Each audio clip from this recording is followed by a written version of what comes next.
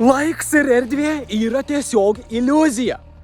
Labai daug man žmonių rašo, kaip tai iliuzija, nesąmonė. Šitas žiūrėk, aš patiriu laiką, aš patiriu šitas erdvę, nugi aš esu. Kaip nėra erdvės, kaip nėra laika. Gerai, aš pasitengsiu kuo trumpiau, papasakoti kuo aiškiau.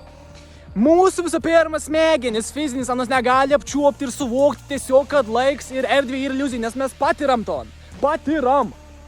Ir patirtis to ir vienintelis tikras dalykas. Visa kita yra tiesiog iliuzija. Dabar trumpą papasakoti. Įsivaizduok dabar films, ne? Films stor kiekvienas savas sukapautas nuotraukas. Įsivaizduok 24 nuotraukas per sekundę yra judesys. Tai mes te pat ir fizinė realybė ir te pat sudėliuota. Dabar įsivaizduok milijardus tokių nuotraukų vienu metu sudėta į vieną dalelį. Tai tu realiai patiri laiką kaip šalutinį efektą, kaip tu eini per paralelinės realybės. Kiekvieną sekundę mes skaitamės paraleliniam realybėm. Tai dabar įsivaizduok. Dabanoji paralelinė realybė. Kiekvieną sekundę mes skaitamės milijardus kartų paraleliniam realybėm. Erdvė, įsivaizduok 3D, į priekį gali eiti, į kairį gali eiti, į dešinį gali eiti, į viršų gali eiti, bet viskas yra iki begalybės.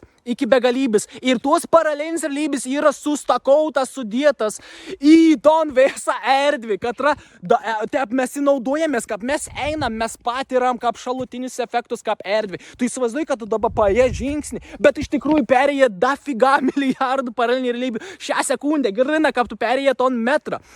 Aš galiu aiškinti.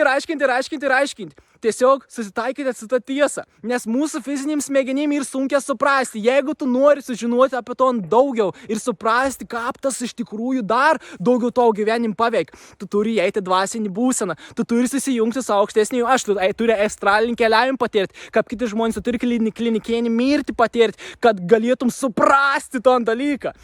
Tai tiesiog save yourself the trouble ir nustok apie tai galvoti. Erdvė, laiks ir šalutinis efektas, kai mes judam per paralelines realybės.